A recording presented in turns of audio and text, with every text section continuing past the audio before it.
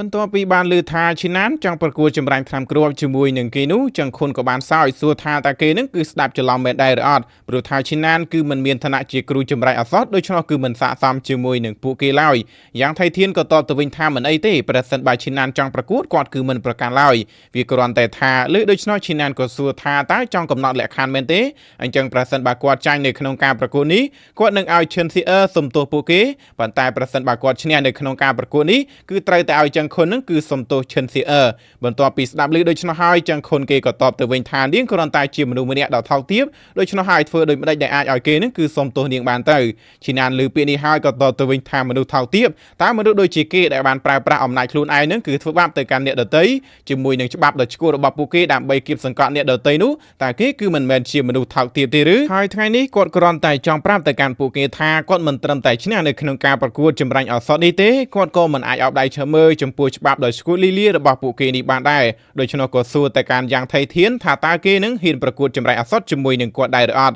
់យ៉ាងថៃធានក៏បានសើចប្រាប់ទៅវិញថារងចាំឲ្យឈីណានឹងគឺឈ្នះការប្រកួតសិនទៅប៉ុន្តែប្រសិនបើគេចាញ់នៅក្នុងការប្រកួតចម្រាញ់អសតនេះឈីណានគឺត្រូវតែនៅបម្រើគ្រួសារយ៉ាងរបស់គេនឹងអស់មួយជីវិតសួរថាតើឈីណានគឺហ៊ានដែរឬអត់គាត់ក៏ប្រាប់ថាគ្មានអ្វីដែលត្រូវខ្លាចនោះទេកាត់មកដល់ពេលនេះវិញកូនសិស្សជាច្រើនកំពុងតែប្រមូលផ្ដុំអ្នកខ្លះក៏សួរថាឈីណានឹងគឺកំពុងតែចង់កែប្រែច្បាប់ថ្មីនៅក្នុងវិមានឆៅមូហ្វឹងចាំមើលថាតើគេនឹងគឺអាចធ្វើបានដែរឬអត់ប្រសិនបើគេធ្វើបាននោះវាគឺជារឿងដ៏ល្អមួយសម្រាប់ពួកគេផងដែរហើយក្នុងកំឡុងពេលនោះក៏មាននៅសិស្សស្រីម្នាក់ទៀតរូទៅកាន់ពួកគេហេតុអ្វីបានជាមើលប្រមូលផ្ដុំគ្នានៅទីនេះទៅវិញហើយបន្ទាប់ពីឃើញវត្តមានរបស់នាងហើយចង្ខុនគេក៏បានធ្វើការគោរពទៅកាន់នាងប្រាប់ថាឈីណានឹងគឺចង់ធ្វើការប្រកួតប្រជែងចម្រាញ់អសតជាមួយនឹងគេបូករួមជាមួយនឹងសិស្សច្បងយ៉ាងថៃធានបន្ទាប់ពីឮដូច្នោះហើយនាងក៏បានតបទៅវិញថាឈីណានរួចហើយក៏បានសម្លឹងមើលទៅកាន់ឈីណានបន្តិចប្រាប់ថាបើយោងទៅតាមច្បាប់នៅក្នុងវិមានរបស់យើងមនុស្សដែលមើលអំពីកំពូលភ្នំផ្សេងនឹងគឺមិនអាចប្រកួតប្រជែងជាមួយនឹងមនុស្សដែលនៅក្នុងកំពូលភ្នំរបស់យើងបាននោះទេឮដូច្នោះហើយកូនសិស្សជាច្រើនក៏សួរថាបើអញ្ចឹងតើច្បាប់នេះបង្កើតឡើងតាំងពីពេលណាមកចំណែកអ្នកខ្លះទៀតក៏សួរថាតើឈីណាម្នាក់នេះមានការយល់ដឹងខ្លះៗអំពីរបៀបនៃការចម្រាញ់អសតដែរឬអត់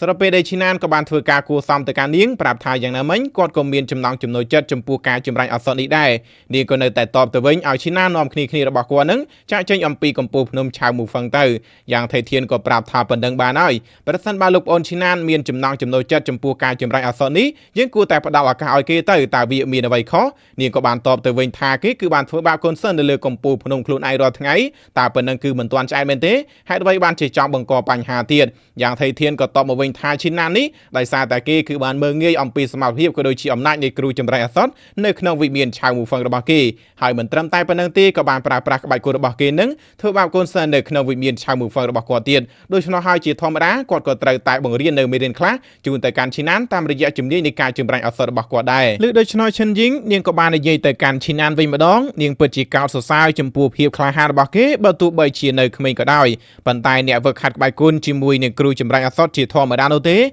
ដែលពួកគេគឺតែងតែមានការយល់ច្រឡំខ្លះអញ្ចឹងគឺអញ្ចេះទៅចោះថ្ងៃនេះនាងនឹងសុំទោសឈីណានហើយបញ្ចប់រឿងត្រឹមប៉ុណ្្នឹងទៅឈីណានក៏តបទៅវិញថាសិស្សច្បងគឺមិនបានដឹងអំពីដើមហេតុនៃសាច់រឿងទាំងមូលនោះទេដូច្នោះយ៉ាងណាក៏ដោយខ្ញុំក៏ត្រូវតែចូលរួមប្រកួតជាមួយនឹងពួកគេទាំងពីរនាក់បន្ទាប់ពីឮដូច្នោះហើយឈិនយីងក៏នៅតែតបមកវិញទៀតថា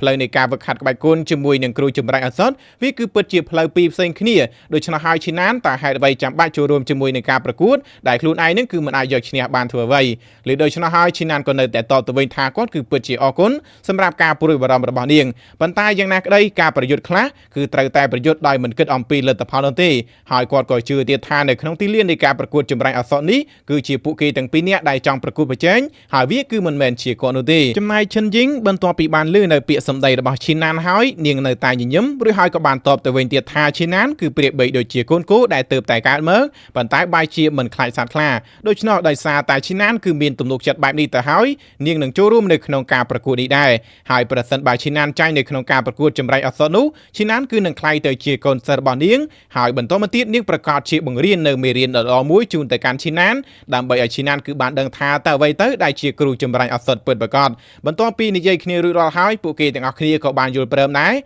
ហើយចំពោះអញ្ញាកដាលនៅក្នុងការប្រកួតនេះគឺជាខ្លាកូនការរបស់យើងឃើញថាអ្នកគ្រប់គ្នាគឺបានត្រៀមខ្លួនរួចរាល់ទៅហើយនោះគេក៏បានប្រកាសឡើងឲ្យចាប់ផ្ដើមនៃការប្រកួតចម្រាញ់អសតនេះបន្ទាប់ពីសម្លេងត្រូវបានប្រកាសឡើងចង្ខុនគឺជាមនុស្សដំបូងគេដែលបានចាប់ផ្ដើមដោយបានប្រើប្រាស់នៅពលឹងក្បាច់គុណរបស់គេរួចហើយគ្រឿងផ្សំអសតទាំងអស់នេះក៏ចាប់ផ្ដើមរលាយ ហើយបន្ទាប់មកគេក៏ចាប់ផ្ដើមបន្ថែមនៅកម្លាំងរបស់គេម្ដងទៀតដើម្បីឲ្យគ្រឿងផ្សំឱសថទាំងអស់នេះចាក់បញ្ចូលទៅក្នុងចង្ក្រានថ្នាំនិងក៏ប្រើប្រាស់ពលឹងក្បាច់គុណរបស់គេបន្ថែមដើម្បីធ្វើការគ្រប់គ្រងទៅលើអណ្ដាតភ្លើងផងដែរហើយចំពោះដំណើរការនៃការចម្រាញ់ឱសថរបស់គេនឹងក៏ធ្វើឲ្យកូនសិស្សមួយចំនួនបានសួរថាតើគេគឺបានឈានទៅដល់កម្រិតខ្ពស់នេះតាំងពីពេលណាមកអ្នកខ្លះទៀតក៏ប្រាប់ថាកុំភ្លេចឲ្យសោះព្រោះថាគេគឺតែងតែដើរតាមយ៉ាងថៃធានដូច្នោះប្រកាសជាទទួលបាននៅអត្ថប្រយោជន៍ឬមួយក៏ចំណេះជំនាញខ្លះហើយក៏លេចមើលទៅកាន់យ៉ាងថៃធានដែលជាបរិសុទ្ធជឿជាក់ឯនេះវិញគេក៏នៅតែជឿជាក់ដដែលដោយប្រើត្រឹមតែដៃម្ខាងតែប៉ុណ្ណោះស្រែកឡើងមួយវាស់ទៀតនោះពលឹងក្បាច់គុណរបស់គេក៏បានលេចឡើងមកហើយការចម្រើនសររបស់គេក៏ចាប់ផ្ដើមឃើញដូច្នោះហើយកូនសិស្សជាច្រើនក៏បាននិយាយថាបច្ចេកទេសរបស់យ៉ាងថៃធាននេះ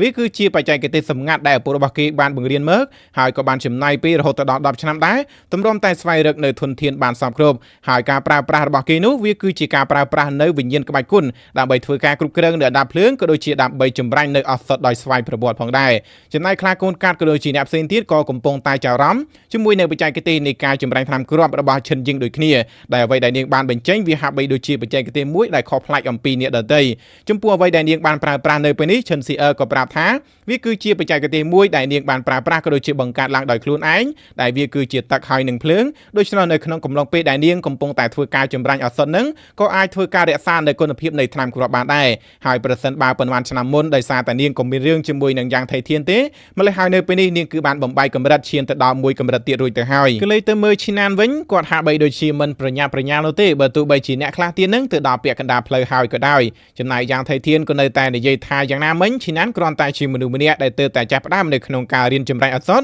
ដូច្នោះហើយវាពិតជាគួរឲ្យធុញស្របពេលដែលឈីណានវិញក៏មិនចង់រងចាំយូរទៀតដែរហើយយើងកុំភ្លេចឲ្យសោះថាឈីណានគឺទើបតែបានរៀនអំពីបច្ចេកទេសនៃការចម្រាញ់ថ្នាំគ្រាប់របស់បេសាយចំណាស់មូតានោះទេហើយតាចាស់នឹងយើងក៏អាចហៅគាត់បានថាជាទេវតាថ្នាំផងដែរបន្ទាប់ពីបានឃើញនៅបច្ចេកទេសរបស់ឈីណានហើយអ្នកខ្លះទៀតក៏សួរថាតើវាគឺជាបច្ចេកទេសនៅក្នុងរឿងព្រេងនិទានមែនទេឈិនយឹងក៏និយាយថាបើទោះបីជាបែបនេះក៏ដោយឈីណានទើបតែរៀននៅក្នុងការចម្រាញ់ឱសថនោះទេដូច្នោះប្រកាសជាមិនបានដឹងអំពីវិធីសាស្ត្រនៃការគ្រប់គ្រងគុណភាពថ្នាំគ្រាប់ឡើយកូនសិស្សខ្លះទៀតក៏និយាយថាបើទោះបីជាឈីណានមាននៅបច្ចេកទេសសម្ងាត់ក៏ដោយគេក៏នៅតែមិនដឹងអំពីរបៀបនៃការចាប់ផ្ដើមនៃការចម្រាញ់ឱសថដដែលអ្នកខ្លះទៀតក៏និយាយថាប៉ុន្តែការប្រើប្រាស់ចង្ក្រានចម្រាញ់ឱសថរបស់គេគឺពិតជាត្រឹមត្រូវអ្នកខ្លះទៀតក៏តបមកវិញថាយើងកុំទាន់អាស្មានផ្ដេសផ្ដាសដូច្នោះគឺមានតែចាំមើលក្រែងលោគេនឹងគឺមានបច្ចេកទេសខ្លះទៀតសរុបពេលដែលបរិសុទ្ធជឿជាក់របស់យើងក៏នៅតែជឿជាក់ដដែល